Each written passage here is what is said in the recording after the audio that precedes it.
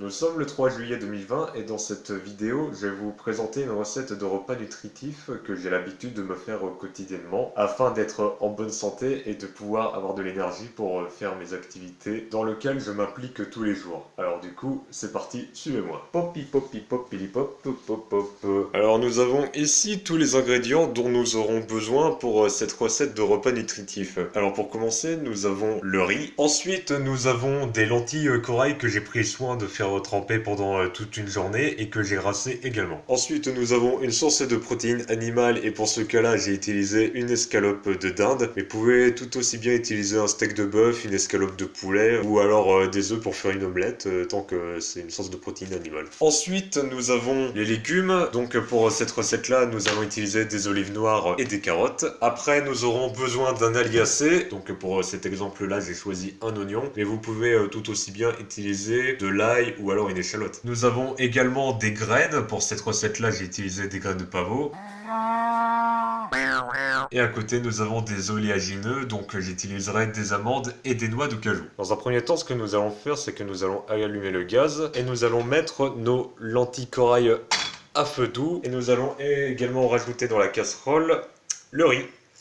Étant donné que la durée de cuisson des lentilles corail et du riz est de durée équivalente, du coup je les mets dans la même casserole histoire de pouvoir gagner du temps. Pendant ce temps-là, nous allons laisser ça cuire. Et pendant ce temps-là, ce que nous allons faire, c'est que nous allons nous occuper de la découpe de l'oignon. Déjà, on coupe les deux extrémités de l'oignon.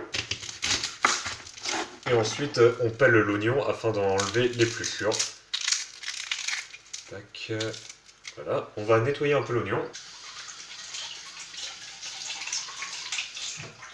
Les épluchures d'oignons, nous allons les mettre dans le seau à compost qui servira à être utilisé pour le compost juste après.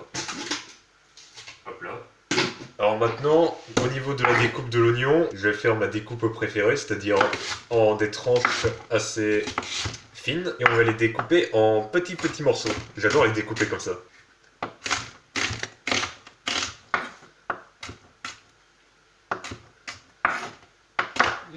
J'adore les découper en petits cubes.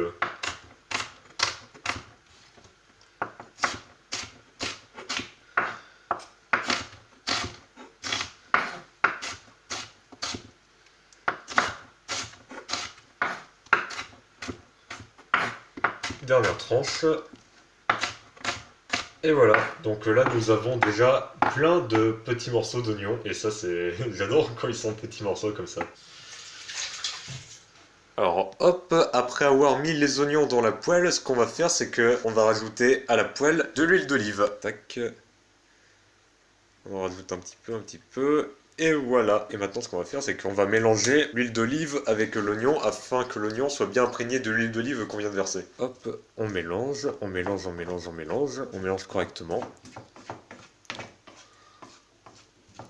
Voilà, là les oignons sont bien mélangés avec l'huile d'olive. Donc maintenant, ce qu'on fait, c'est qu'on va mettre la poêle à feu doux. Alors pendant que les oignons sont en train de cuire à feu doux, ce qu'on va faire, c'est qu'on va prendre l'escalope de dinde et on va la découper en morceaux à l'aide d'un ciseau. L'intérêt d'une découpe au ciseau, ça permettra d'avoir plein de petits morceaux, ce qui permettra aux morceaux d'escalope de dinde de bien se mélanger aux morceaux d'oignons qu'on a découpés juste avant. Hop, là nous avons l'escalope qu'on va découper en morceaux. Un morceau, un morceau. Un morceau, un morceau, un morceau, un morceau, un morceau, un morceau, un autre morceau, morceau, un morceau, morceau, morceau, morceau, et voilà, morceau. Du coup, là, nous avons là plein de morceaux d'escalope de dinde. Après avoir découpé l'escalope de dinde en morceaux, nous allons les rajouter à la poêle avec les oignons. Et après, on mélange les morceaux d'escalope de dinde avec les morceaux d'oignons, de façon à ce que les morceaux d'escalope de dinde soient eux aussi également imprégnés d'huile d'olive comme le sont les oignons actuellement.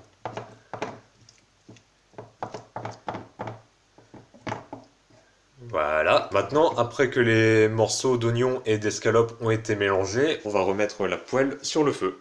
Comme ça. Et on va laisser l'ensemble de nourriture mijoter à la poêle. Alors, comme vous pouvez le constater ici, l'eau du riz et des lentilles corail est en train de bouillir. Donc, ce qu'on va faire, c'est que l'on va mettre le couvercle pour laisser la casserole à moitié entrouverte de façon à ce que l'eau ne risque pas de déborder de la casserole au cas où, à cause de l'accumulation de la chaleur qu'il y aurait sur le couvercle, si on laissait le couvercle fermé comme ça. Alors ce que nous allons faire pendant que les oignons, l'escalope ainsi que le riz et les lentilles corail sont en train de cuire, nous allons procéder à la préparation des légumes. Donc on va couper les carottes et on va s'occuper des olives juste après. Pour les carottes, ce qu'on fait, on découpe, on enlève les deux extrémités de la carotte, hop, et on met les extrémités au compost. Alors, une découpe que j'aime bien faire avec les carottes, c'est on coupe la carotte de cette manière-là, en moitié. Ensuite, on prend l'une des moitiés et on la recoupe encore en moitié. Et après, avec les deux moitiés de moitié, on les coupe en carré. J'adore cette découpe-là. Donc là, on a une moitié, on la coupe en deux moitiés et ensuite, on la coupe en petits carrés. Donc vous avez retenu, très bien, je vous montre encore au cas où vous avez pas retenu. On prend la carotte, on la coupe en deux, on coupe une moitié en deux encore, et on la coupe en carré. Tac, on prend la moitié, on la coupe en deux moitiés, et on coupe en carré. Deux moitiés, on coupe la moitié en moitié, et carré. Moitié en moitié, carré. Deux moitiés, carré. Carré. Tac. Une moitié et des carrés. La moitié en moitié et des carrés. Tac. Maintenant, ce qu'on va faire avec les morceaux de carottes qu'on a obtenus, c'est qu'on va les répartir dans deux assiettes différentes. Cette assiette-là qui sera pour le repas du midi et cette assiette-là pour le repas du soir. D'où l'intérêt d'avoir mis des très grosses quantités de nourriture pour le riz et pour les lentilles corail. C'est pour faire en sorte qu'on ait une quantité suffisamment grosse pour pouvoir avoir deux portions, une pour le midi, une pour le soir. Et je fais également ça pour les carottes et on va faire ça également pour les olives. Maintenant, ce qu'on fait, c'est qu'on prend les carottes et on les répartit dans chaque assiette. Une portion par-ci, une portion par-ci, une portion par-là, par ici, par-là, une portion par ici, par-là, par ici, par-là, par ici, par-là, par ici, par-là. Tac. Et voilà, nous avons deux portions de carottes. Entre temps, les oignons et les morceaux d'escalope de dinde sont bien cuits entre temps. Donc ce qu'on va faire, c'est qu'on va les enlever de la poêle et on va les mettre pour le repas du midi du coup. Donc on éteint le feu, on prend la poêle et on met ça dans la grande assiette qui symbolise le repas du midi. Vu que le repas du midi sera forcément plus gros que le repas du soir qui lui sera beaucoup plus léger que le repas du midi. Alors entre temps, comme vous pouvez constater là, je pense qu'on peut dire que le riz et les lentilles corail en sont particulièrement bien cuites. Donc ce qu'on va faire, c'est qu'on va vider l'eau de la casserole et on va mettre le riz et les lentilles corail dans la passoire. On éteint le feu et on verse ça dans la passoire. Hop, hop, hop, hop, hop, hop, hop. Oh là, on voit plus rien, mince. Il y a de la fumée, zut. J'ai pas de filtre anti-brume. Après s'être occupé du riz et des lentilles, on va maintenant enfin s'occuper des olives noires. Elles sont en train d'attendre depuis tout à l'heure quand même. Donc on va mettre dans un saladier des olives noires. Tac, tac. Et voilà. Et ensuite, ce qu'on va faire, c'est qu'on va remplir le saladier d'eau. Parce que ce qu'il faut savoir avec les olives noires, c'est que ce sont des olives qui sont particulièrement très salées. Donc l'intérêt de les faire tremper et de les nettoyer va permettre de retirer l'excédent de sel qu'il y a dans les olives. Afin de faire en sorte que les olives soient moins salées et un goût moins salé. Tac, on nettoie, on nettoie, on nettoie. Voilà. Et ensuite, après avoir nettoyé les olives noires, ce qu'on va faire, c'est qu'on va vider l'eau du saladier dans cette passoire. Je pose la passoire ici, on prend le saladier et on vide l'eau dans la passoire. Et voilà. Et on va les repasser légèrement sous l'eau pour faire en sorte d'enlever le reste d'excédent de sel qu'il y aurait pu avoir dans l'eau du saladier.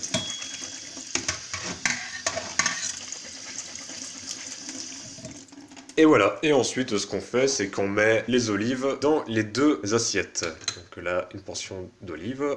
Tac. Et là, une autre portion d'olive. Et voilà. Alors après s'être occupé des olives, ce qu'on va faire, c'est qu'on va mettre les oléagineux dans l'assiette pour le repas du soir. Donc là, on va prendre un peu d'amandes. Tac. Quelques amandes par ici. Et on va prendre également quelques noix de cajou. Hop. On va en mettre un peu. Et voilà. Et à cela, tu rajoutes de l'huile de lin. L'huile de lin, c'est l'huile la plus riche en oméga 3 que je connaisse. Et comme dans notre alimentation moderne, on a beaucoup trop l'habitude de manger énormément de produits riches en oméga 6. Du coup, pour contrebalancer, ce qu'on va faire, c'est qu'on va mettre beaucoup d'oméga 3. Mais ce qu'il suffirait tout simplement de faire également, ça serait de diminuer la consommation d'oméga 6 afin de ne pas avoir d'excès. Et voilà. Et pour le repas du midi, nous allons mettre des graines de pavot parce que j'aime bien mettre des graines dans tout ce que je mange, que ce soit mon petit déjeuner, mon goûter, mes repas. Moi, j'aime bien mettre des graines un peu partout. Donc, on prend le paquet de graines et on en verse un peu partout dans l'assiette. Et voilà. Et ensuite, enfin, on rajoute les lentilles corail et le riz dans nos deux assiettes. Tac. Oula, j'en ai mis un peu sur le côté.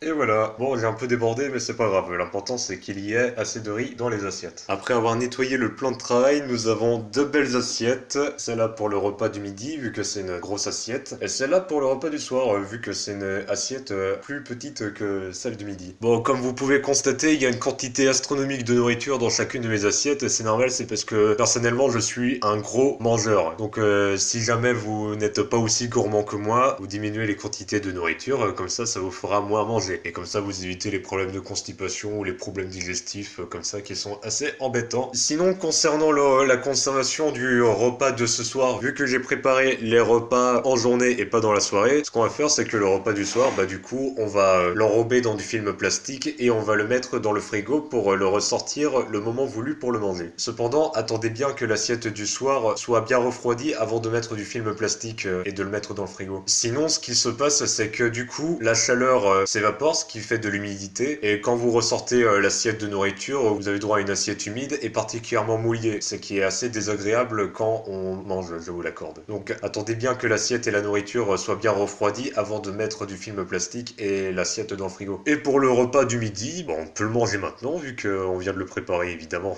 Là j'ai vraiment super faim, donc j'ai hâte de le manger ce repas. Sinon pour les goûts personnels, vous pouvez mettre toutes sortes de condiments ou d'assortiments, du sel, du poivre, de la sauce, des épices, qu'importe, mettez dans vos plats ce que vous aimez, comme ça vous apprécierez encore plus vos repas. Et l'important de ces repas, en plus d'être nutritifs pour être en bonne santé, c'est avant tout que les repas vous plaisent, parce que si vous mangez des trucs bons pour la santé mais qui ne vous plaisent pas, ça va juste vous dégoûter sur le long terme, et c'est ce qu'on veut éviter à tout prix. Sur ce, maintenant cette vidéo est terminée, j'espère que ça t'aura plu, et j'espère que ça t'aura donné envie de faire des repas comme moi, et j'espère que ça te donnera envie également de cuisiner, parce que c'est vraiment important la cuisine et l'alimentation en général. Sur ce, à la prochaine.